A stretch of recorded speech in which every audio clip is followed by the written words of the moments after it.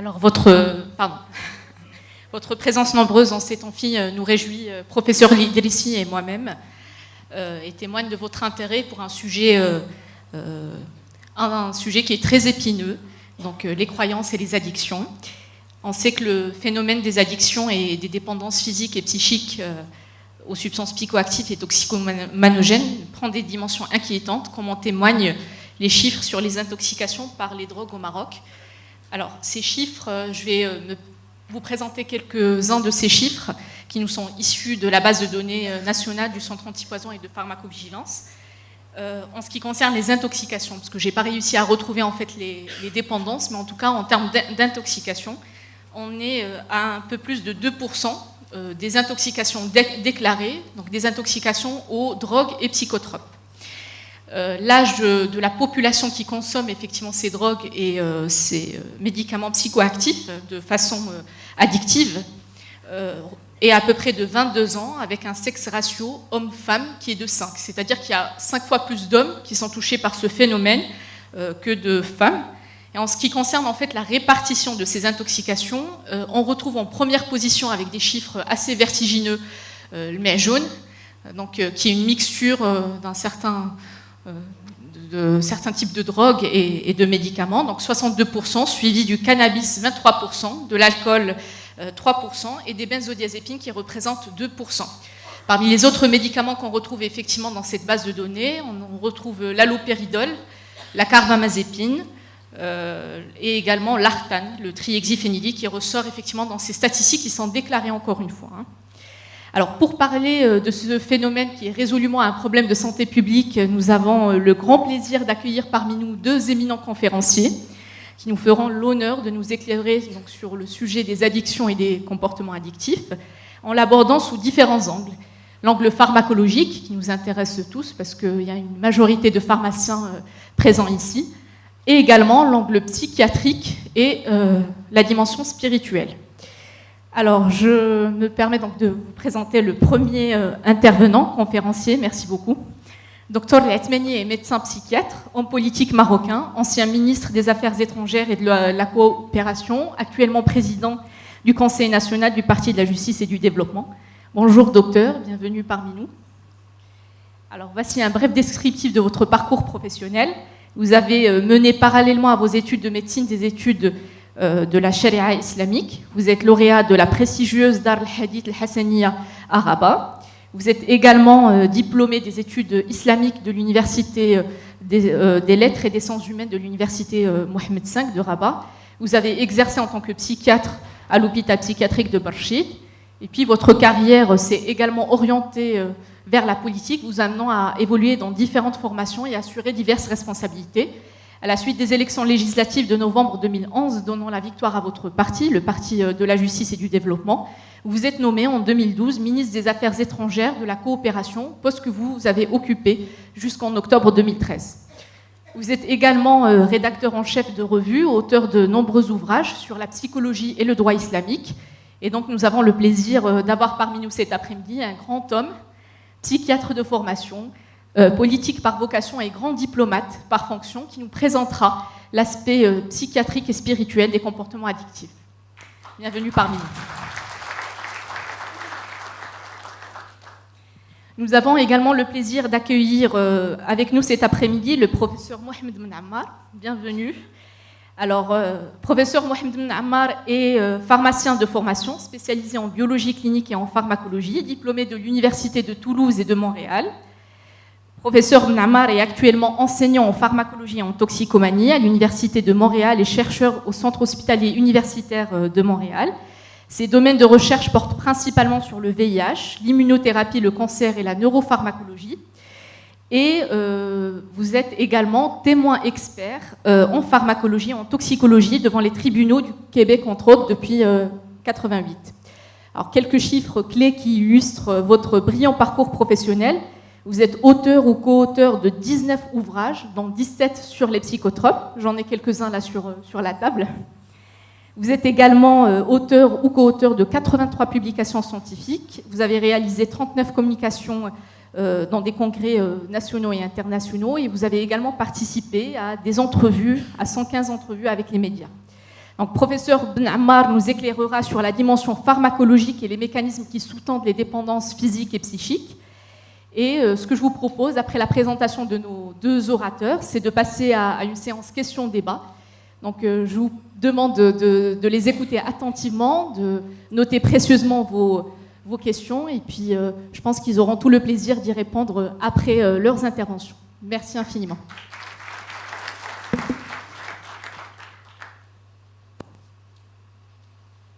Alors, professeur Ben Ammar, je vous donne la parole.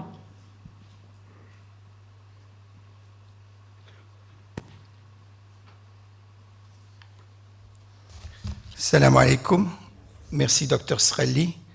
Chers collègues, d'abord, je voudrais remercier Younes de m'avoir invité à votre congrès. C'est un plaisir de retourner à mon pays.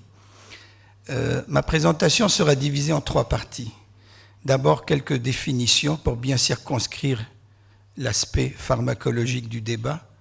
Ensuite, je parlerai de la classification des psychotropes et le degré de dépendance des principaux psychotropes. Et finalement, je présenterai quelques statistiques marocaines. Alors d'abord, dans le langage populaire, on tend à différencier le médicament de la drogue. On pense que le médicament, c'est une substance qui a des effets bénéfiques et la drogue des effets négatifs. Or, dans la réalité, sur le plan scientifique, les 2 termes veulent dire la même chose. D'ailleurs, en anglais, le terme « drugs » s'applique aussi bien aux médicaments que la drogue. Alors, je vais vous donner la définition canadienne, selon Santé Canada, l'équivalent du FDA au Canada, du médicament ou drogue, qui se lit comme suit. Sont compris, parmi les médicaments ou drogues, les substances ou mélanges de substances fabriquées, vendues ou présentées comme pouvant servir, premièrement, au diagnostic, au traitement, à l'atténuation ou à la prévention d'une maladie, d'un désordre, d'un état physique anormal ou de leurs symptômes chez l'être humain ou les animaux. Deuxièmement, à la restauration, à la correction ou à la modification des fonctions organiques chez l'être humain ou les animaux. Et, en troisième lieu, à la désinfection des locaux où des aliments sont gardés.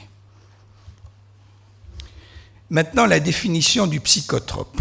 Un psychotrope, et le nom synonyme est substance psychoactive, c'est une substance qui agit sur le psychisme d'un individu en modifiant son fonctionnement mental. Donc, ça peut affecter aussi bien la perception, l'humeur, la conscience, le comportement et diverses fonctions psychologiques. C'est en fait la classe de médicaments la plus utilisée dans le monde. Le terme addiction. En fait, le terme addiction est un anglicisme, puisque actuellement, on va plus utiliser le terme de toxicomanie ou le terme de dépendance. Le dictionnaire médical Larousse donne la définition suivante au terme addiction. C'est une relation de dépendance plus ou moins aliénante pour l'individu et plus ou moins acceptée, voire parfois totalement rejetée par l'environnement social de ce dernier, à l'égard d'un produit, par exemple une drogue, le tabac, l'alcool, les médicaments, à l'égard d'une pratique, par exemple le jeu, les sports, les achats, les technodépendances ou l'addiction sexuelle, ou d'une situation, par exemple une relation amoureuse.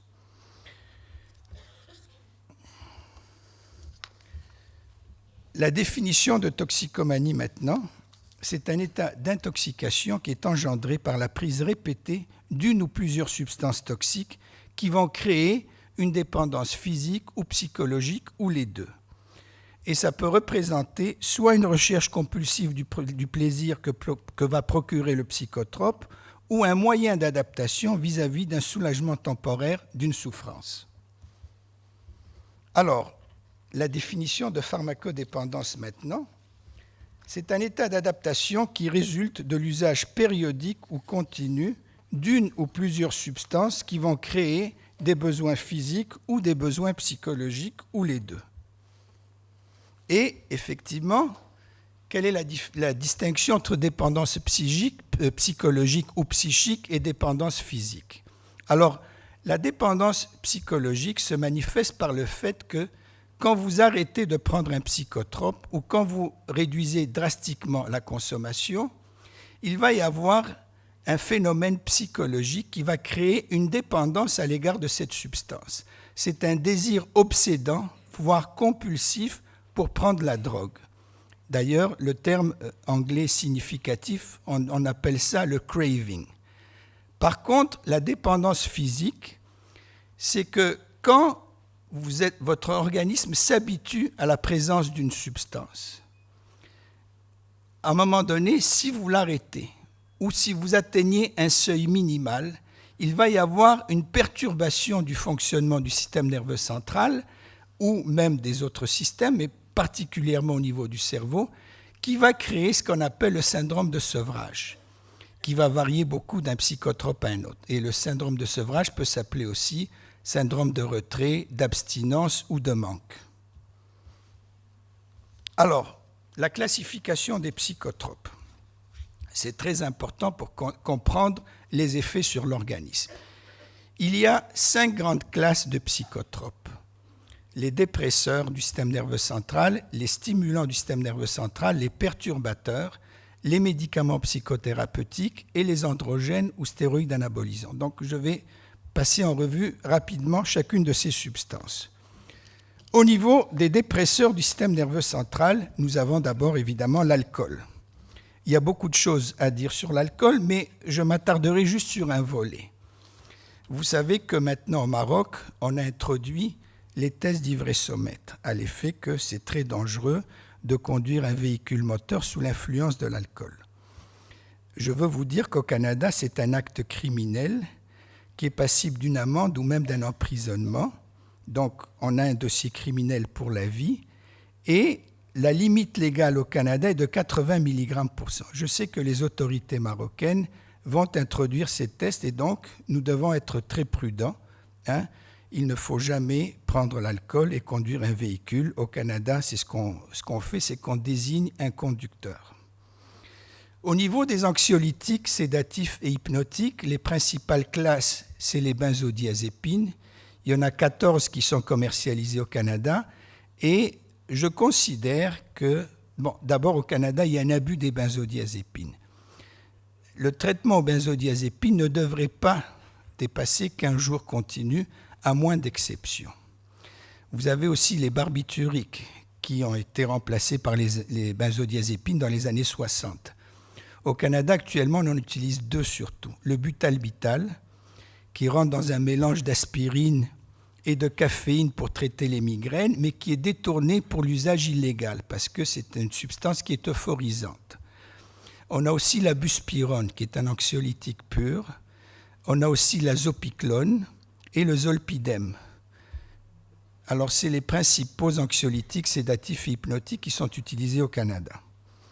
Au niveau du gamma-hydroxybutyrate ou GHB, c'est une substance qui est utilisée comme drogue de viol. Il y a des gens, par exemple, il y a des dames qui vont dans un endroit, elles vont aller aux toilettes et quelqu'un va mettre à leur insu un comprimé de GHB ou de la poudre de GHB pour les perturber mentalement et abuser physiquement ou sexuellement de ces personnes. C'est un phénomène qui se produit. C'est une substance aussi qui est utilisée maintenant sous le nom de Xyrem au Canada et aux États-Unis pour traiter la narcolepsie, le besoin irrésistible de dormir, parce que en facilitant un sommeil, la personne devrait récupérer mieux par la suite. Les opiacés, évidemment, vous les connaissez tous, c'est des analgésiques puissants. Nous avons la morphine, la codéine, l'héroïne, qui est la substance illégale, et aussi évidemment les traitements de substitution, la méthadone et la buprénorphine. Et finalement, dans cette première catégorie, les substances volatiles, la drogue des pauvres, les jeunes qui vont renifler de la colle, de l'acétone, de l'essence à briquet pour rechercher des sensations ébrieuses, mais qui entraînent des dommages irréparables au niveau du cerveau. Deuxième catégorie, les stimulants du cerveau. Vous en avez 4 grandes classes. Les amphétamines, la cocaïne, la caféine et la nicotine. Les amphétamines et la cocaïne sont considérés comme des stimulants majeurs et la caféine et nicotine sont des stimulants mineurs. L'ordre de puissance décroissant, c'est amphétamine, cocaïne, caféine et nicotine. Troisième catégorie, les perturbateurs du système nerveux central. Alors évidemment, nous avons le cannabis et les dérivés, et j'ai un certain nombre de choses à dire sur le cannabis. Vous savez que c'est la substance illégale la plus consommée au Maroc, au Canada et dans le monde. Ce qu'il faut retenir sur le cannabis, c'est qu'il faut toujours rester objectif, non seulement sur cette substance, mais sur toute, à l'effet qu'il ne faut ni banaliser, ni démoniser les effets du cannabis. Ce que je peux vous dire, c'est qu'il y a plus de 120 études contrôlées dans le monde, donc contrôlées, c'est-à-dire une comparaison par rapport à un groupe contrôle ou un placebo, qui ont démontré l'efficacité des cannabinoïdes dans une dizaine de pathologies. Il faut cependant souligner qu'il y a un danger, il y a une relation possible entre cannabis et psychose, en particulier cannabis et schizophrénie, particulièrement chez les jeunes de moins de 25 ans.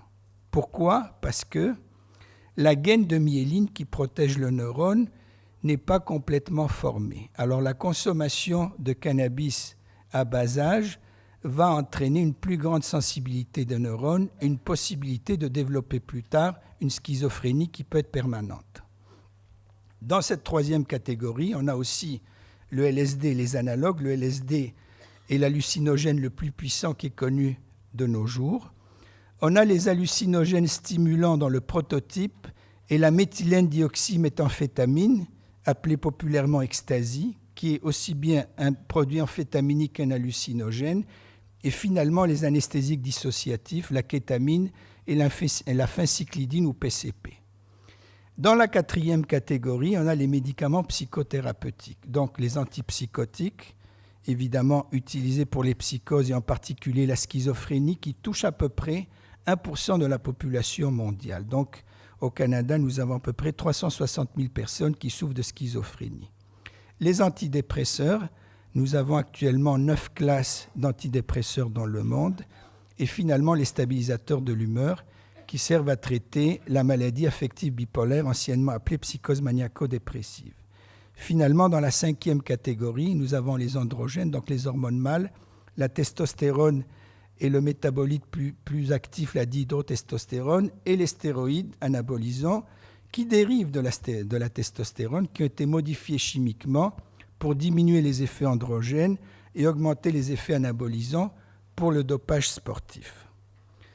Alors, la prochaine diapo me semble très importante, la comparaison des degrés de dépendance aux psychotropes. Et on ne serait pas étonné de voir que le tabac vient en tête de liste puisque ça touche 31,9% des consommateurs. Le tabac engendre une très forte dépendance, aussi bien sur le plan physique que psychologique, d'où la problématique des gens qui veulent arrêter de fumer. On estime en moyenne que ça prend 4 à 6 tentatives avant d'arrêter de fumer à cause de ce fort degré de dépendance. Évidemment, nous avons les substituts nicotiniques, le bupropion et la varenicline pour aider ces gens-là à arrêter de fumer. En deuxième lieu, on a l'héroïne, 23,1%, la cocaïne, 16,7%, l'alcool, 15,4%, les stimulants majeurs, amphétamine, cocaïne, 11,2%, les anxiolytiques, 9,2%, le cannabis, 9,1%, les analgésiques opiacés, 7,5%, et finalement les hallucinogènes, 4,9%, et les solvants, 3,7%. Alors, quelques statistiques marocaines que j'ai compilées à travers les données les plus récentes du ministère de la Santé et du ministère de l'Intérieur dans sa stratégie nationale antidrogue. Alors voici quelques données que je vous présente, que nous pourrions discuter dans le débat.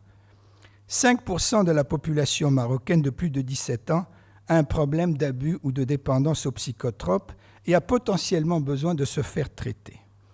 Il y a approximativement 1 million de toxicomanes au Maroc et ça touche beaucoup les jeunes évidemment qui ont un accès facile aux drogues.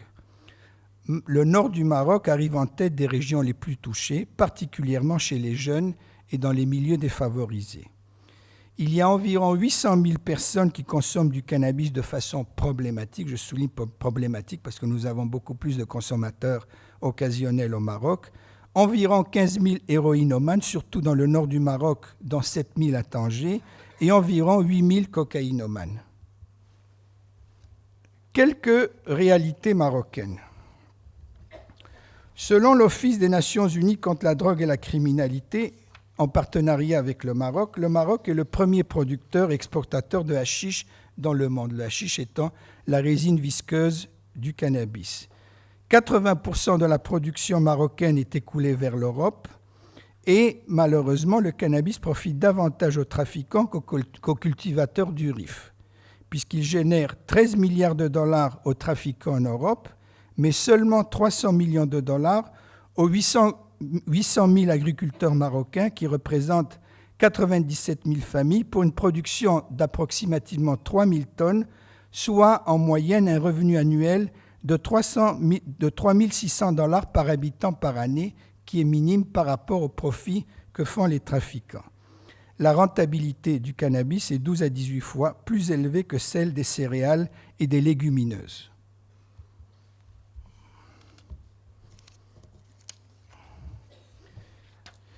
Ce qu'on a constaté au fil des années, grâce aux campagnes de lutte contre la production illégale, c'est que les surfaces de cannabis cultivées ont diminué, puisqu'on est passé de 134 000 hectares en 2003 à 60 000 hectares en 2008, et le chiffre continue à diminuer. Actuellement, les surfaces de cannabis qui sont cultivées représentent 65% du nombre total d'exploitations agricoles du Rif et 6% de l'ensemble des exploitations au Maroc. Il faut savoir que les cultivateurs marocains sont favorables à substituer le cannabis en échange de subventions, d'assistance ou d'encadrement. Et évidemment, l'entrée des autres drogues illicites s'opère principalement par Ceuta, Melilla et le sud marocain. Qu'est-ce qu'on peut dire sur les politiques marocaines en matière de drogue et toxicomanie? Il faut souligner que les efforts des autorités marocaines sont louables et même pionniers, puisque le Maroc est un pionnier dans le monde musulman dans la prise en charge de la toxicomanie, puisque la stratégie nationale antidrogue a été mise en place dès 2005. Après l'Afghanistan et l'Iran, le Maroc est le 3e pays musulman et le premier pays arabe à soigner les héroïnomanes avec la méthadone, qui est un excellent traitement de substitution, puisqu'elle a été introduite au Maroc le 30 juin 2010 dans 3 centres d'addictologie à Casablanca, à Rabat et à Tanger. Le Maroc est aussi le premier pays de la zone MENA et le 3e pays en Afrique à adopter une politique de réduction des risques et des méfaits. La politique de réduction des risques et méfaits a été introduite d'abord en Europe dans les années 80 suite à la pandémie de VIH-Sida. Alors, on essayait de diminuer le risque de transmission de cette maladie en distribuant des aiguilles et des seringues propres et même en ayant des sites d'injection supervisés et toute une série de stratégies pour diminuer justement les risques de contamination. Il est évident que tout le monde souhaite atteindre l'abstinence, mais il y a des gens qui nécessitent un travail, un support pour atteindre finalement l'abstinence en diminuant progressivement la consommation de drogue. Au Maroc, le ministère de la Santé prend en charge les soins médicaux et psychologiques et les associations vont s'occuper de la réduction des risques des méfaits, par exemple en distribuant les kits de prévention, en sensibilisant les personnes aux problématiques, l'accompagnement psychosocial, l'aide juridique, la recherche de travail et la réinsertion sociale. Actuellement, nous avons 12 centres de prise en charge des toxicomanes au Maroc, les derniers ayant été ouverts à Agadir et Tétouan, et d'autres vont ouvrir en 2016. Alors, bien que cette politique soit satisfaisante si on la compare à d'autres pays et pionnière et même encourageante, ça demeure quand même insuffisant, puisque des milliers de toxicomanes ne sont pas pris en charge du fait de la faiblesse des infrastructures et des ressources humaines, donc insuffisance ou absence de soins médicaux, des listes d'attente pour les traitements à la méthadone. Il y a aussi un chiffre préoccupant, beaucoup plus préoccupant que dans les pays occidentaux.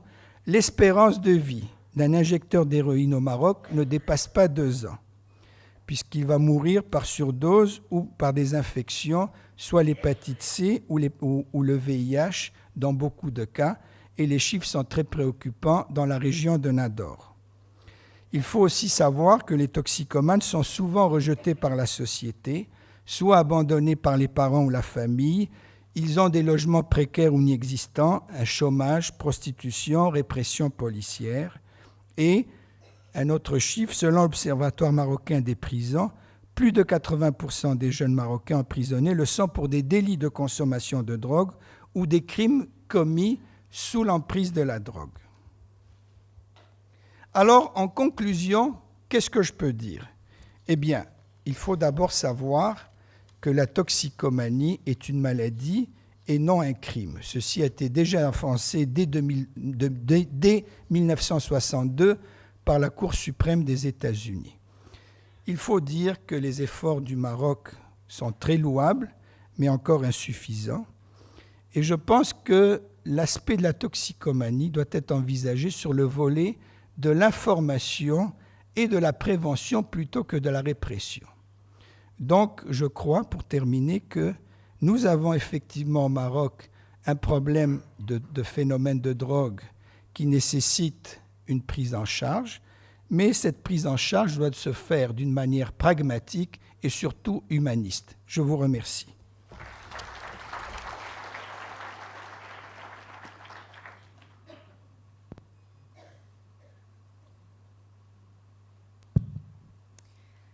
Alors, merci beaucoup, professeur Mnamar, pour cette excellente présentation. Sans tarder, nous allons enchaîner avec l'intervention du docteur Lasmani sur l'aspect spirituel et psychiatrique des comportements addictifs.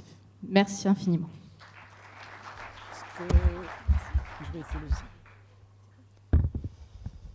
Salam alaikum.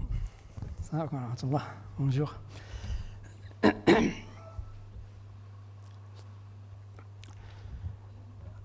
Je tiens au début, bien sûr, à remercier les organisateurs de cette Office Expo 2015 pour m'avoir invité pour parler de ce problème épineux que nous vivons tous.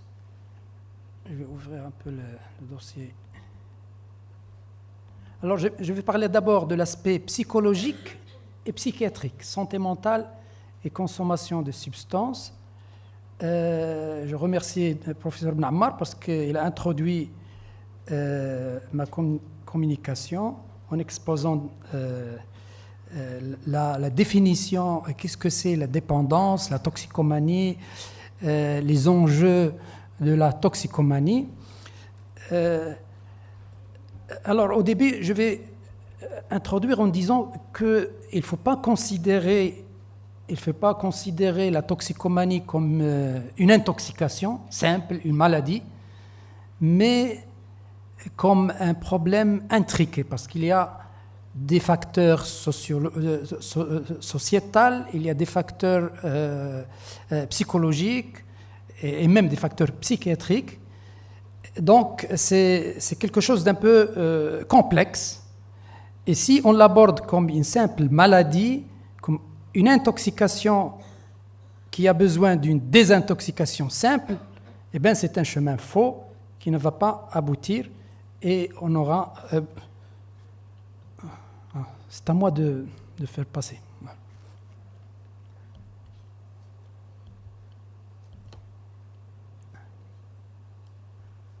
Alors je vais passer les définitions. Il y a beaucoup de nouveautés dans les définitions, mais c'est pas très important. Donc la toxicomanie n'est pas une simple intoxication, n'est pas un simple phénomène passif. Et le sevrage ou la désintoxication n'est donc pas le remède ni le traitement de ce phénomène complexe. Pourquoi ? Parce qu'il y a beaucoup de facteurs. Il y a des facteurs psychologiques. Nous connaissons que, par exemple, c'est rarement qu'on a une intoxication simple. Il s'agit très souvent d'une polytoxicomanie. donc avec des facteurs complexes qui emmènent à cette addiction.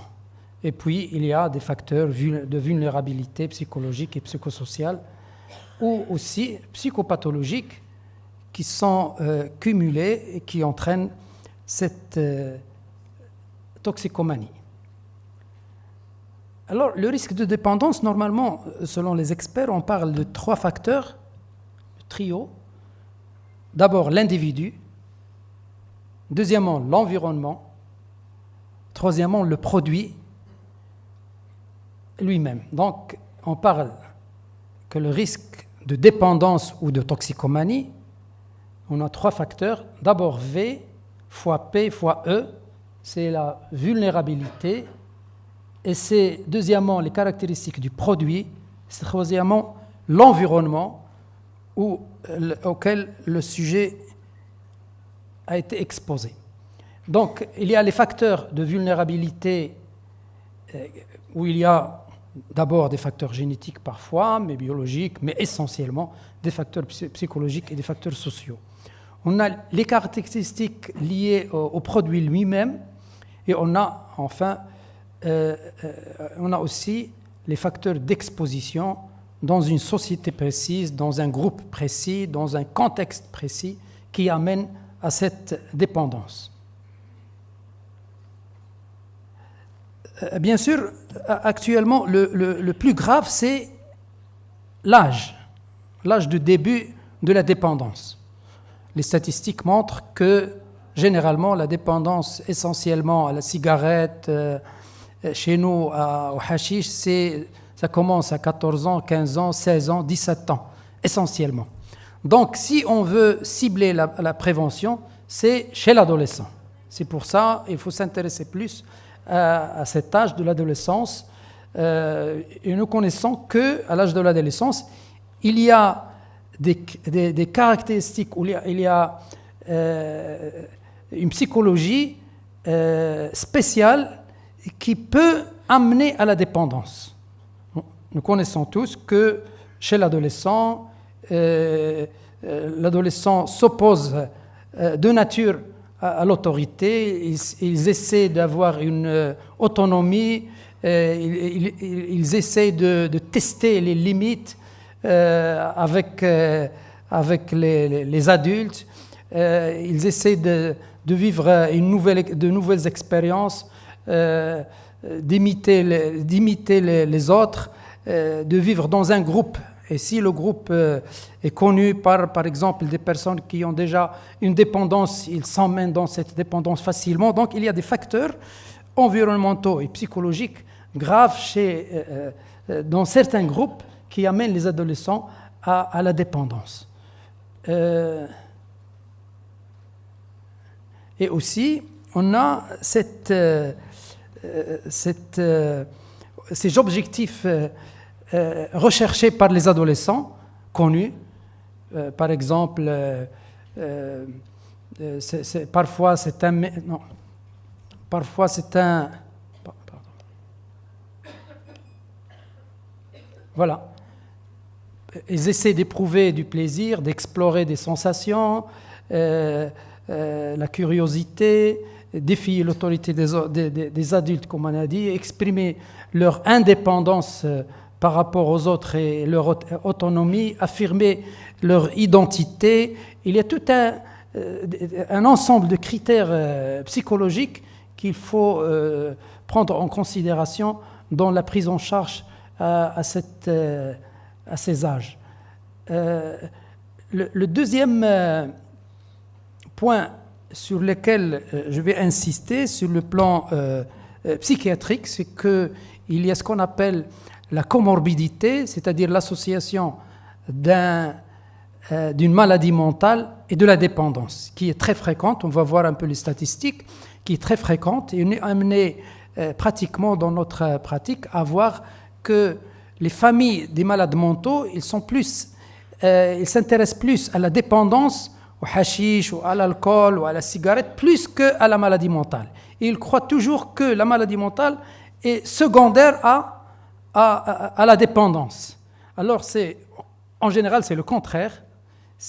Normalement, il y a une maladie mentale sous-jacente qui évolue sans qu'il soit patente, et puis c'est elle qui pousse le patient, disons, à la dépendance. Cette anxiété, cette dépression interne, le déchirement psychologique interne, c'est lui qui pousse vers la toxicomanie. Il faut prendre en considération ça, parce que si on occulte le fait qu'il y a un trouble mental et on prend en charge le toxicomane comme toxicomane, unique toxicomane, on va passer à côté de la pathologie mentale et on ne va jamais réussir à venir en fin de cette dépendance. Donc, le trouble, c'est ce qu'on appelle les troubles concomitants. C'est une nouvelle notion qui a commencé il y a quelques années avec des études sur le terrain qui a trouvé cette interaction entre le trouble mental et la dépendance. Donc c'est une situation où une personne a un trouble psychiatrique en plus d'une toxicomanie ou d'un problème de jeu, c'est-à-dire c'est la dépendance au jeu. Alors, les troubles concomitants sont-ils rares ou courants? Voilà, 30% des troubles de santé mentale sont accompagnés d'un abus d'alcool ou de drogue. 37% d'abus d'alcool accompagnés d'un trouble de santé mentale. 53% d'abus de drogue accompagnés d'un trouble de santé mentale. Moi, je disais toujours que, par exemple, si quelqu'un a une dépression, ce qu'on appelle la dépression récurrente, c'est une dépression qui vient et revient chaque année. C'est ce qu'on appelait jadis le trouble unipolaire. C'est une dépression récurrente. Alors, on peut constater qu'il y a des individus pour lesquels la consommation d'alcool augmente dans des périodes de l'année et diminue dans d'autres périodes. Alors là, il faut toujours suspecter qu'il y a derrière un trouble dépressif récurrent ou un trouble anxieux aussi.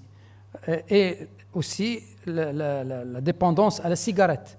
Il y a des sujets pour lesquels la consommation de la cigarette augmente énormément, par exemple en été ou en hiver, et il diminue les autres mois.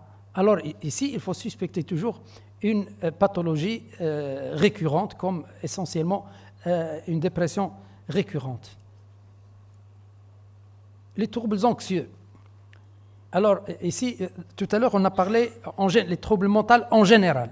Mais si on parle de chaque trouble mental, on va trouver les troubles anxieux 10 à 20% en général accompagnés ou associés à une dépendance, 24% de troubles associés à l'alcool ou à la drogue. 24% associés à l'alcool ou à la drogue. La dépression majeure, 27% de troubles associés à l'alcool ou à la drogue. Les troubles bipolaires, 56% de troubles bipolaires. Il y a aussi association à la dépendance ou à la toxicomanie. Chez les schizophrènes, on trouve 47% de schizophrènes pour lesquels il y a une association à la toxicomanie. Les premières statistiques, ce sont les statistiques au niveau de la population générale, c'est-à-dire on a 1% de la population générale qui sont des schizophrènes. Les troubles bipolaires, on trouve à peu près 2% de la population générale. Et les troubles anxieux, on a entre 10 et 25% de la population générale qui ont un trouble anxieux, et 15 à 20% de la population générale, ils ont une dépression majeure. Donc, on voit que cette comorbidité, trouble mental plus dépendance aux toxicomanies, est très fréquente. Essentiellement, chez les troubles anxieux, 24%, chez les déprimés, 27%, chez les bipolaires, 56%, c'est énorme, et chez les schizophrènes, 47%. Pour voir que cette comorbidité est très fréquente, et il faut la prendre en considération de la prise en charge des toxicomanes. Comment expliquer cette comorbidité très fréquente? C'est qu'il y a un stress il y a un déchirement interne, une angoisse interne dans ces pathologies mentales. Et c'est cette angoisse interne qui amène le sujet vers ce qu'on appelle l'automédication, c'est-à-dire il essaie de diminuer cette anxiété, et on sait que ces substances utilisées et qui dans la toxicomanie peuvent être anxiolytiques dans certains contextes.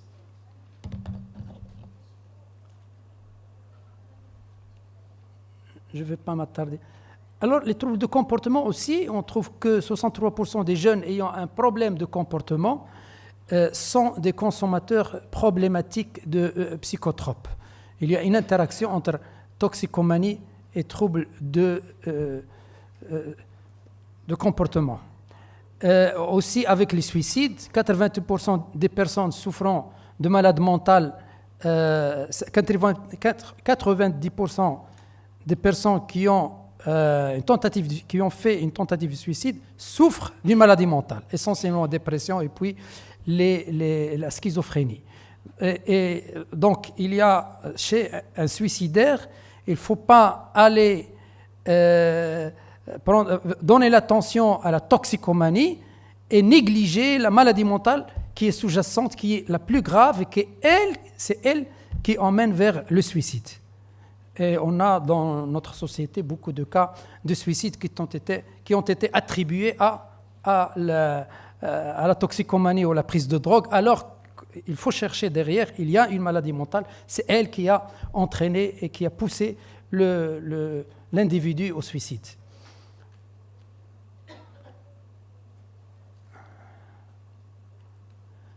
Alors, je vais passer un peu parce qu'il y a beaucoup de détails.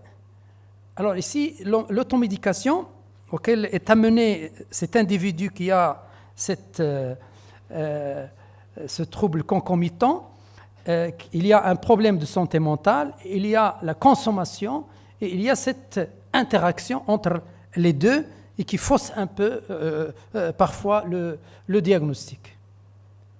Alors l'intervention ici, donc il faut d'abord, la première des choses, c'est faire le bon diagnostic. Et bien sûr,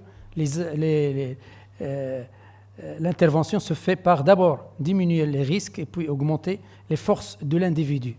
Ça, c'est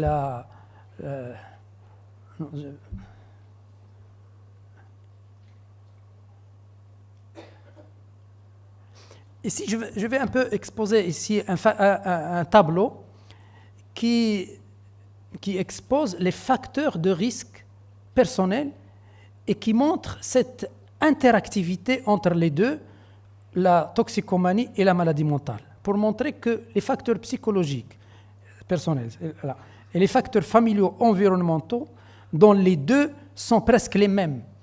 On va voir par exemple ici, dans la dépression, on a faible estime de soi, dans le trouble de comportement, on a faible estime de soi, et dans l'usage de psychotropes, on a la même caractéristique au niveau de la psychologie personnelle. Difficultés scolaires aussi, le rejet des pairs, aussi les difficultés scolaires continues, difficultés à gérer ses émotions sont tous des caractéristiques communes des deux circonstances. Les facteurs de risque familiaux, c'est la même chose. Il y a des pratiques éducatives déficitaires dans les trois cas. La détresse psychologique, un usage de psychotropes dans la dépression et les troubles comportementaux, et il y a un usage de psychotropes chez au moins un des deux parents, dans les trois cas. On trouve aussi un manque de sensibilité et puis un contexte familial plein de conflits et de problèmes. C'est pour voir qu'il y a les mêmes facteurs dans les trois niveaux. Je ne vais pas m'attarder sur les facteurs de risque. Alors, sur le plan pratique, pour la prévention, qu'est-ce qu'on fait dans la prévention? Oh là là.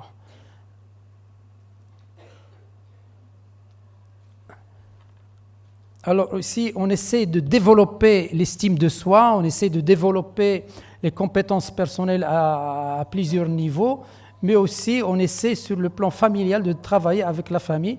Donc le travail, puisqu'on a vu qu'il y a une triade, il y a l'individu, il y a l'environnement, il y a le produit. Il faut travailler sur l'environnement, il faut travailler sur le produit, sur l'individu, et ne pas s'intéresser seulement au produit et la simple désintoxication qui est un faux chemin qui ne peut jamais aboutir au traitement de ces cas qui sont intriqués. Donc l'intervention, les principes de base, jongler avec les deux problématiques, la pathologie mentale et la toxicomanie, sécuriser la personne bien sûr, soutenir, mais aussi et essentiellement travailler avec l'environnement familial. Voilà, merci. Ça, c'est sur le plan psychologique. Alors sur le plan religieux,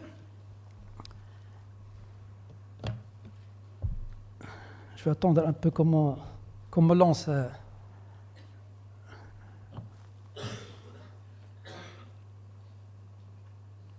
Voilà, sur le plan religieux, je vais exposer un peu des principes généraux concernant la religion musulmane, la religieuse, c'est-à-dire on parle de l'islam chez nous, et la position vis-à-vis de la drogue, et puis la position vis-à-vis du patient lui-même.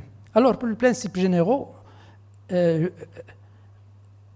nous savons que parmi les finalités de la religion musulmane, c'est sauvegarder l'individu et sa santé, et qui est une des finalités et des priorités de l'islam. Le prophète a même instauré un principe, que je dis toujours, c'est le premier qui a instauré ce principe du droit du corps. Haqq al-jasad. Il y a un hadith où il y a Inna li nafsika alayka haqqan, wa inna li jasadika alayka haqqan, wa inna li zawjika alayka haqqan, wa inna li zawrika, ani dayfika, alayka haqqan, fa'a'ti kulli dhi haqqin haqqa. C'est le droit du corps, obligeant le musulman à sauvegarder et à soigner son corps et à sauvegarder sa santé. Donc l'individu ne dispose pas de son corps sans limite. Il n'a pas le droit de se mutiler par exemple, de se donner la mort, ni de favoriser la mort chez quelqu'un d'autre. Ce principe est primordial dans la religion musulmane. Le deuxième, bien sûr, ce sont les versets du Coran qui soutiennent ce premier principe aussi. Et tout dommage chez une personne doit être réparé dans la mesure du possible. Ce qu'appellent les fuqaha izalat ad-darar. Ad-darar yuzal, ad-darar yuzal qadra al-imkan, ad-darar, ce sont des règles, qawaid fiqhiyya ma'roufa. On ne doit pas se faire du tort, ni les uns doivent se faire du tort aux autres. La darara wa la dirar, c'est un hadith. La darara wa la dirar. Donc, on ne doit pas se donner lui-même du tort et on ne doit pas faire le tort aux autres. Et dans le même registre, les interdictions en islam n'ont pas pour but de priver l'individu, de faire souffrir les hommes. Bien au contraire, il s'agit de les protéger, de permettre de mener une vie saine et équilibrée en préservant leur santé physique, psychique et intellectuelle. Et c'est ça l'objectif final, la finalité de la religion. Toute pratique qui ne garantit pas d'atteindre ce but qui est vie saine et équilibrée n'est pas recherchée sur le plan religieux. Le deuxième principe, c'est l'harmonie entre ce qui est religieux et ce qui est disons, temporel et spirituel. Min ad-din wa ad-dunya. Il y a une harmonie, un équilibre recherché. في الحديث في القرآن ولا تنسى نصيبك من الدنيا وأحسن كما أحسن الله إليك. Si on relit le hadith où le prophète avait insisté sur le droit du corps, c'est en réalité, c'est rechercher cette harmonie. إن لربك عليك حقا وإن لجسدك عليك حقا فأعط كل ذي حق حقه. Donc donner à chacun disons dont il doit. Il leur donne le convenable, leur rend licite les bonnes choses, leur interdit les mauvaises choses. C'est surat Al-A'raf, comment en arabe, يحل لهم الطيبات ويحرم عليهم الخبائث. Voilà. Donc c'est une recherche de ce qui est bon dans la vie. C'est ce qu'on appelle la rénovation, tajdid. Cette quête de cet équilibre, il n'y a pas un équilibre, c'est-à-dire sur le plan théorique, qui est défini dès le début. 1 plus 1 égale 2. Non, c'est un équilibre qui change avec le temps. Et chaque société, et dans chaque siècle, on va avoir de nouveaux données scientifiques ou données dans la réalité de la société qui doit nous amener à relire les versets du Coran, par exemple, et à revoir et à repenser cette harmonie qui normalement, c'est une harmonie qui se fait d'une façon différente selon le temps et selon l'espace. En matière de santé, toujours comprendre les concepts religieux dans le cadre des données scientifiques, développer des programmes qui allient cure médicale et cure spirituelle en ce qui concerne par exemple le traitement psychologique ou en ce qui concerne la lutte contre la toxicomanie par exemple. Donc c'est toujours le troisième principe, c'est l'islam incite chacun à se soigner. Ça on le connaît fort bien. Pour toute maladie, Dieu a prévu un remède connu ou non connu, c'est-à-dire il y a une incitation vers à se soigner par beaucoup de hadiths. لكل داء دواء علمه من علمه وجهله من جهله. Pour toute maladie, il y a un remède. Dieu a prévu un remède. Alors, position vis-à-vis de la drogue, des drogues bien sûr illicites, des drogues illicites. Alors, on a parlé de tout à l'heure de يحل لهم الطيبات ويحرم عنهم الخبائث, mais c'est un autre verset du Coran. Il s'interroge sur ce qui leur est permis, dit vous ont permis les bonnes nourritures ou les bonnes choses. Donc c'est déjà le Coran, il ne répond pas à ce qui est permis. أن في واحد الآية قرآنية كاين ويحرم عليهم لا وقد فسر لكم ما حرم عليكم. Ce qui est décrit dans le Coran, c'est ce qui est illicite. Alors ce qui n'est pas indiqué comme illicite, il est licite, il est permis. Donc les bonnes choses, les bonnes nourritures, les bonnes choses sont permises. L'islam ne connaît pas de drogue sacrée ni de drogue sacrilège. Vous savez que dans beaucoup de civilisations et de contextes, il y a des drogues sacrées, ce qui est un peu une entrée vers la toxicomanie dans beaucoup de contextes. Tout ce qui entraîne l'ivresse est interdit de consommation. Tout ce qui enivre est khamr, et tout ce qui est khamr est haram. Donc, normalement, le mot khamr, c'est un peu plus général que l'alcool. Khamr, c'est plus général que l'alcool. C'est tout ce qui est dans cet enivrement. Donc, l'islam a non seulement interdit la consommation d'alcool, mais en utilisant le mot khamr, il a aussi interdit toute substance qui produit un effet enivrant sur le cerveau, et c'est la position de beaucoup de fuqaha.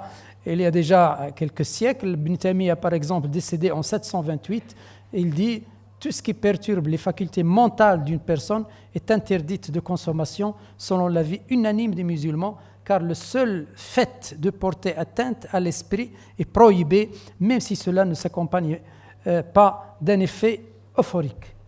Ça c'est Ibn Taymiyyah, mais il y a beaucoup d'autres ulama qui ont parlé de ce fait. Et Ibn Taymiyyah a parlé essentiellement du hashish. Et vous savez que le hashish est entré au Maroc, il est venu de l'Orient vers l'Occident, vers le Maroc. Et la cigarette, au contraire. La cigarette a commencé par le Maghreb et est introduite du Maghreb vers le Mashriq. Et puis, l'islam ne s'érige pas comme un simple système d'interdit, interdire seulement ce qui est khamr, mais aussi il recèle de son message des éléments d'une réflexion en vue de construire une existence responsable, saine, équilibrée, essentiellement sur 2 niveaux. Premièrement, l'assistance, deuxièmement, la prévention. Ça, on parle maintenant de la position vis-à-vis du patient. L'assistance au patient, c'est-à-dire venir en aide du patient, c'est une notion large, mais adaptée à chaque situation. Ici, normalement, on parle, par exemple, le prophète, quand on lui demande, par exemple, on lui donne une question, il ne répond pas la même réponse dans toutes les circonstances. Par exemple, on lui dit, une fois, on lui dit Ayyul Islami khayr. Ayyul Islami khayr. Chaque individu lui répond selon ses besoins. Chaque circonstance, dans chaque circonstance, il donne une réponse différente. Parce que ce qui est prioritaire dans une circonstance ne l'est pas obligatoirement dans une autre circonstance.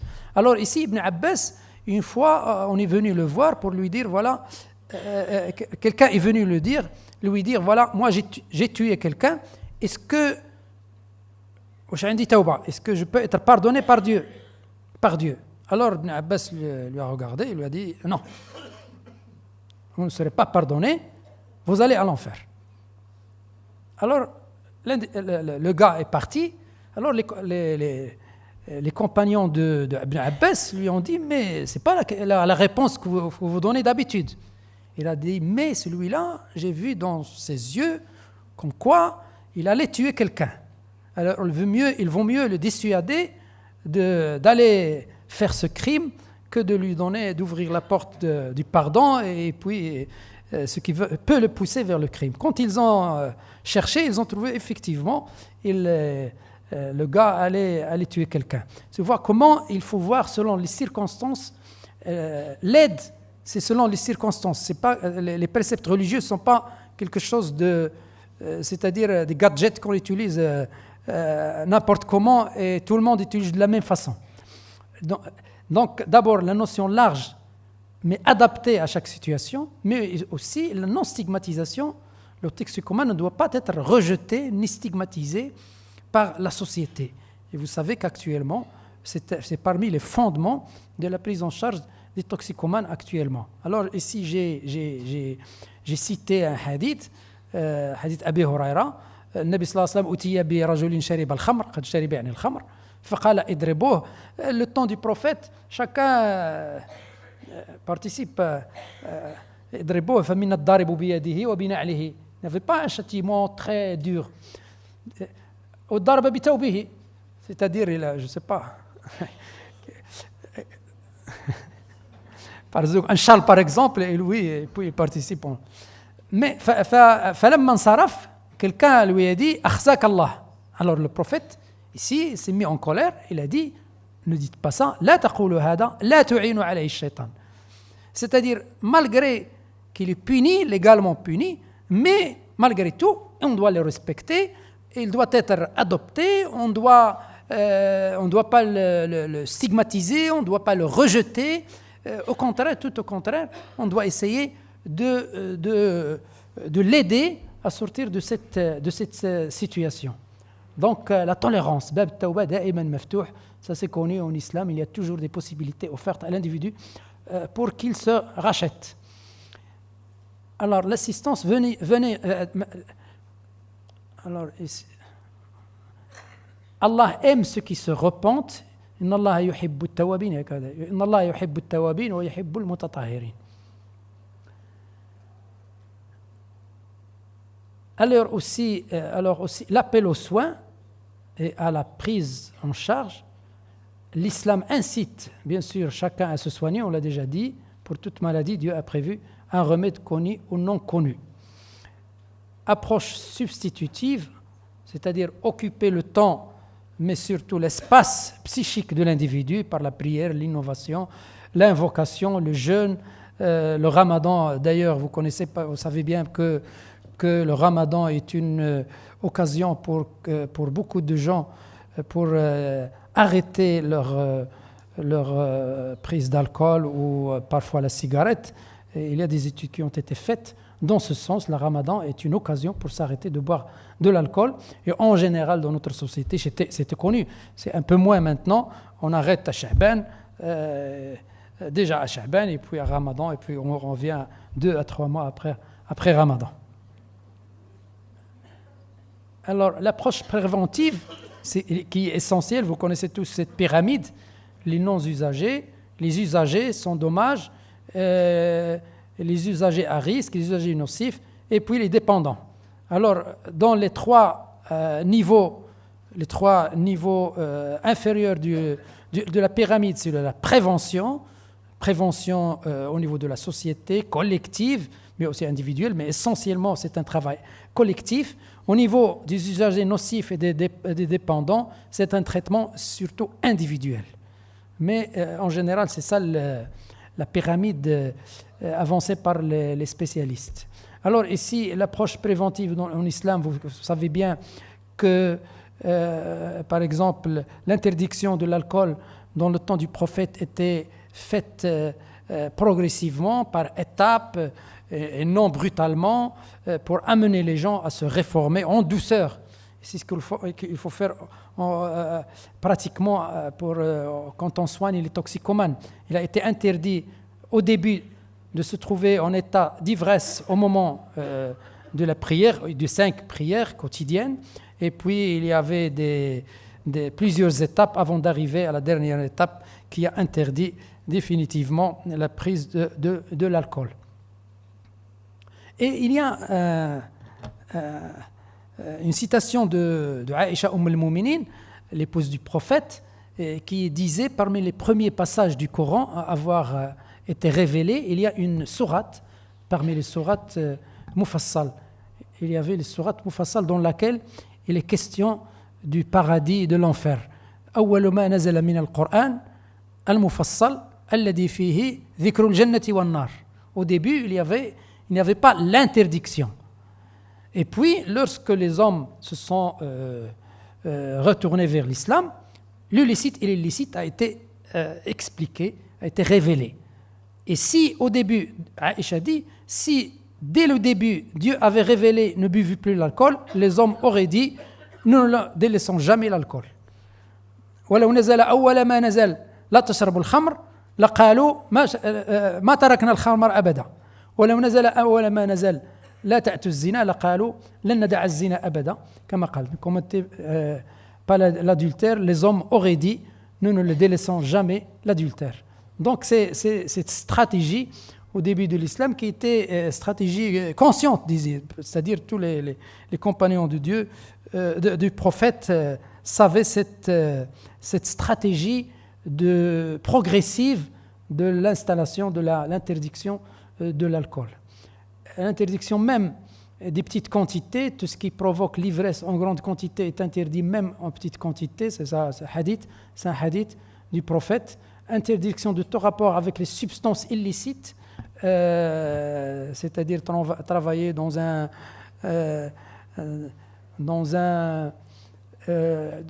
une brasserie par exemple, servir de l'alcool, acheter l'alcool à un autre, etc.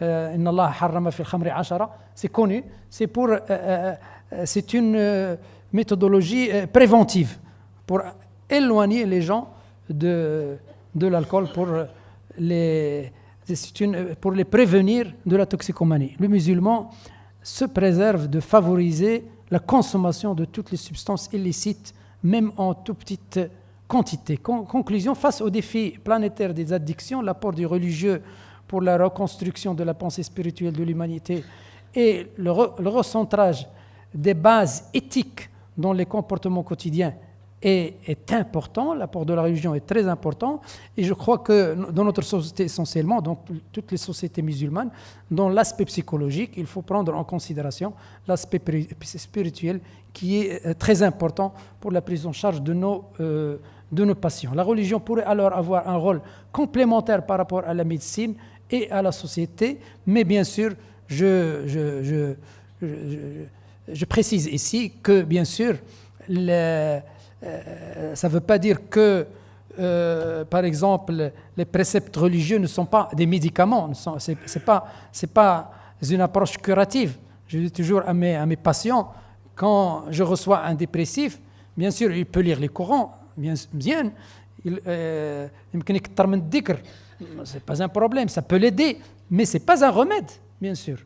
Il faut traiter la dépression par le traitement adéquat et en même temps, l'individu peut recourir à des moyens spirituels pour avoir plus de quiétude, plus de tranquillité, plus pour pouvoir...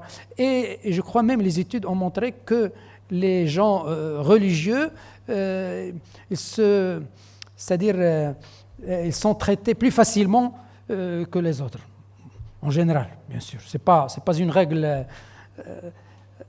En conjuguant tous les efforts, nous pourrons arriver à bout de la souffrance d'une passion, parce que l'important et l'objectif, c'est apaiser la souffrance d'une passion, des toxicomanes, les aider à sortir de cette dépendance. Et puisque c'est ça l'objectif, il faut voir les moyens adéquats pour arriver à cet objectif. Merci. Je vous remercie. Voilà. Je vous remercie.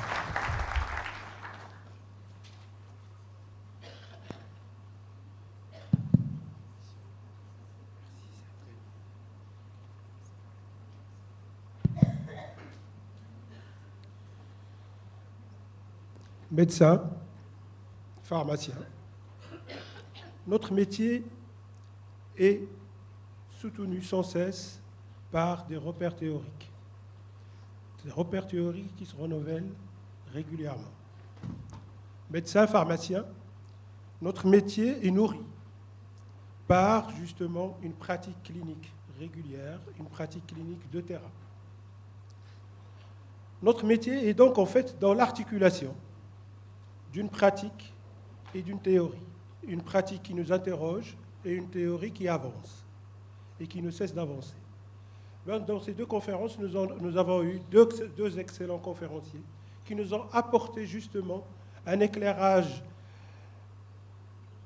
édifiant de cette pratique et de cette théorie qui ne cesse d'avancer, à la fois autour de la toxicomanie au niveau de la conception psychopathologique et psychobiologique, et aussi ce qu'a fait le docteur Latmani concernant à la fois les aspects